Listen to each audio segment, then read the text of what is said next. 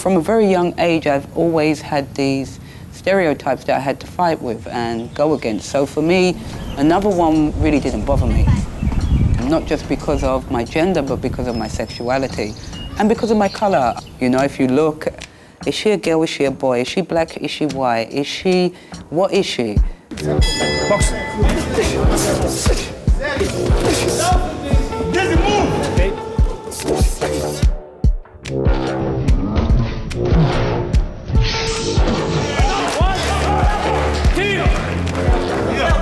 3, 4.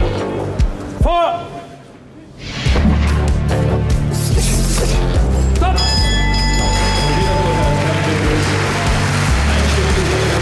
Michele Aboro. My name's Michele Aboro. I'm a former undefeated world champion boxer.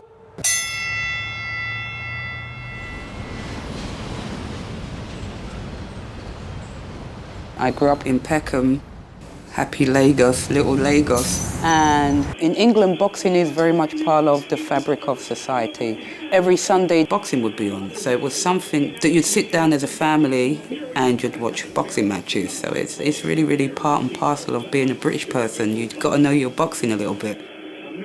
But you've always been, like, orientated to sports, always. You were always beating up your youngest brother and your sister. But no discrimination there. No. You also used to beat her up as well. Yeah. Let her get in on the act. I'm one of 7 kids, and when I was a kid, most definitely, I was very, very emotional and quite angry. Yes. and sports, combat sports, really helped me to control that, to home it in. You know, I was like this atom bomb at any moment. My mum, as I was growing up, she would always be, I don't know what to do with you. All of my brothers and sisters, I was the most, how can I put it, the most dramatic one in the family. I was always getting into trouble, climbing up, you know, I was always doing something. And sports really controlled me. It really helped me find peace and tranquility. Memories. That's that picture that's up on the wall. My first initial interaction with boxing, I was told I couldn't do something because I was a girl. 18 years ago. There was always an article saying it wasn't feminine and, you know, that they shouldn't fight and, you know, women don't do things like that. It's just people being stupid about, you know, male and female, you know. Pathetic. When I first started, as I said before, the reason why this coach said to me that you can't train was because it was actually illegal. If this coach would have trained me, he could have lost his license as a boxing coach. It was only in England in 1996 that they actually allowed women to have a professional boxing license.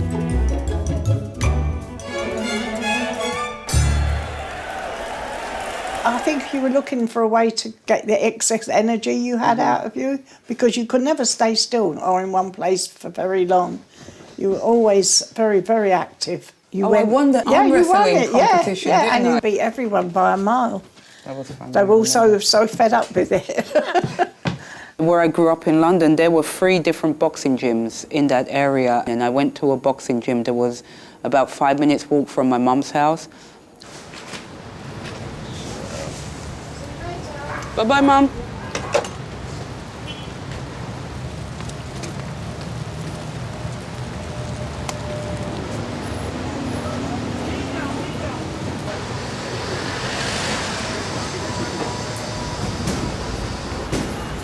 And so I walked into this gym, and this was the first time in my life. I must have been about 9 years of age, and I was very curious. And that's when I started to get hooked on the idea of combat sport.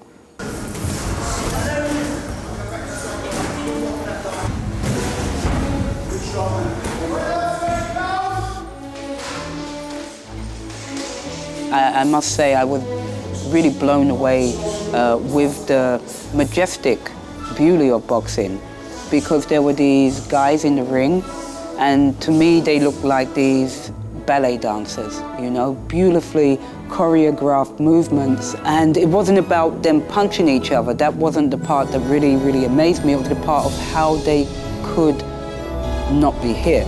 And, you know, it was like they could read the mind of the other person.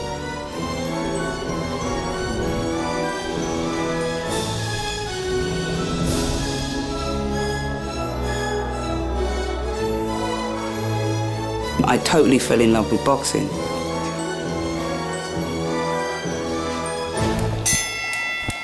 It didn't matter what anybody threw at me, I was going to go through it and get to the end. I didn't let people bully me. I knew I could be very, very good at this, and so I wasn't going to let anybody push me off of my journey in this.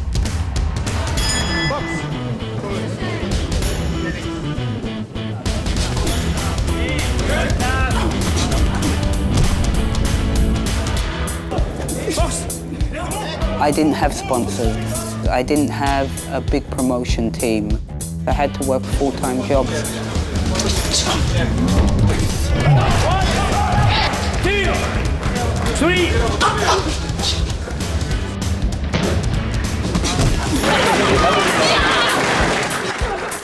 When I won, it's like when everything comes together and then you are told you've done the right thing. Michele Aboro.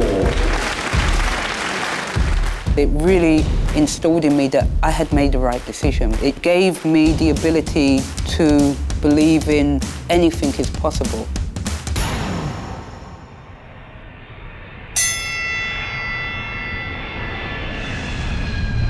I moved to Shanghai 8 years ago, and while I was over here, I was looking for a boxing gym. I couldn't find anywhere to train, and the idea started coming around in my mind that maybe it might be a good idea to do something over here. And I came to visit, who was not my wife then, and we arrived here with just this idea of that we wanted to open this gym. But we weren't pushed. Actually, a year before we found the Aboro Academy, I was diagnosed with stage 3 breast cancer.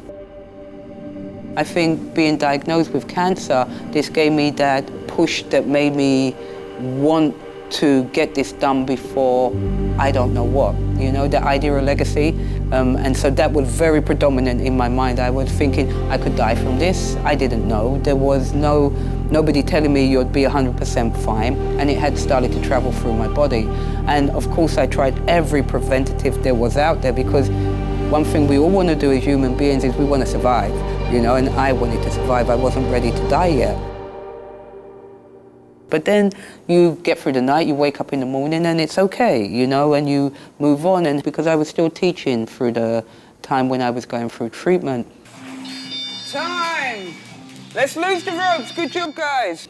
A lot of people, my doctor too, was like, no, you need to stay in home and stay in bed. And I think if that would have happened, I don't know if it would have been a nice ending to the battle I was fighting with cancer. So, jab's gonna be thrown to my head by my partner. We're not gonna swat it out the way, we're just gonna parry it by deflecting that punch to the side. This way I keep control of the person in front of me. But so your partner's gonna throw a jab. I kept going and I kept on having a life, having this business, having to get this ready, and having somebody like Yilan behind me, supporting me, and being there and saying, you know, this is okay, you know, you look fine today, you look great. You know, even though I look like SHIT, she was there and saying, no, you look great, you know, come on, you can do it, you know. So a year after that, when I had finished with chemotherapy and was going into radiation, we found this place. And in 2014, we opened Aboro Academy.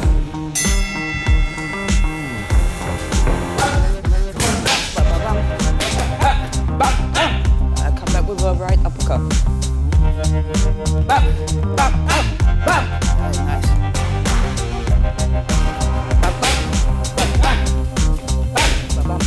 Bap, bap, bap, bap, bap.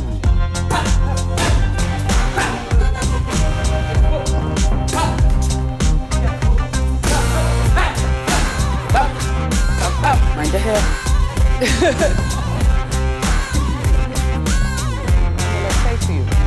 I wanted a place where everybody feels welcome.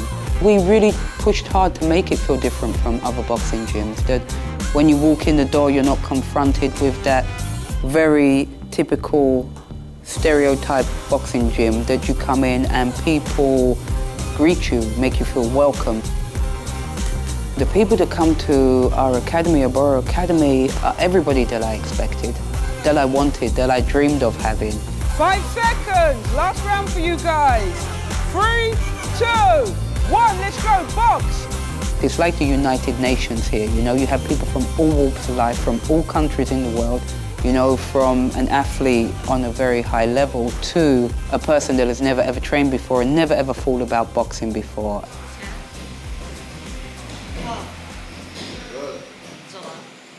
If you know about our foundation, we have an Aboro Foundation, because in the beginning we wanted to give back, and we wanted to give back being in China, because we thought, okay, we're in a place, we're taking from that environment, how can we actually put back into the place in which we're living? And so me and Yilan came up with the idea of that, okay, for this moment, what we're capable of doing is giving these kids free boxing lessons.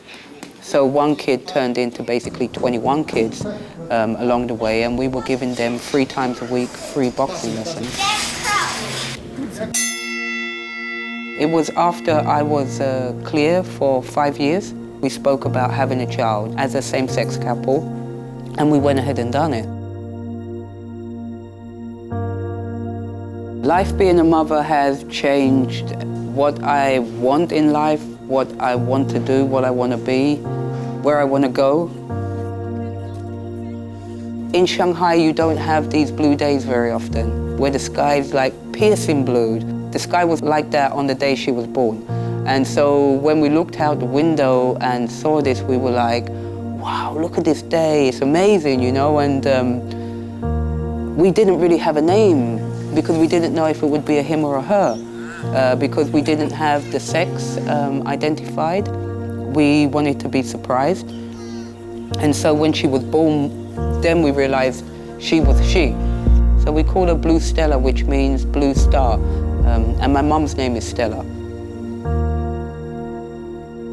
For me, really what is important now is that I can actually do the best possible thing, not just for my daughter, but for the community in which I live in here, for the people that are around me.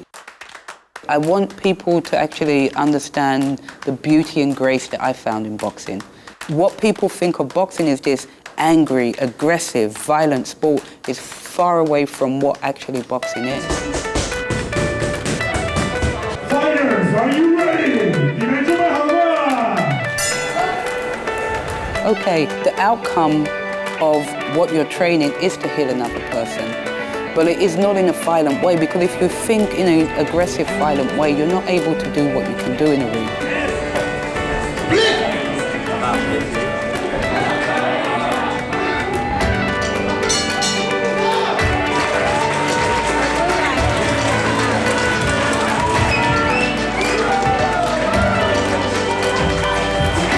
Being unreasonable means to me confronting stereotypes.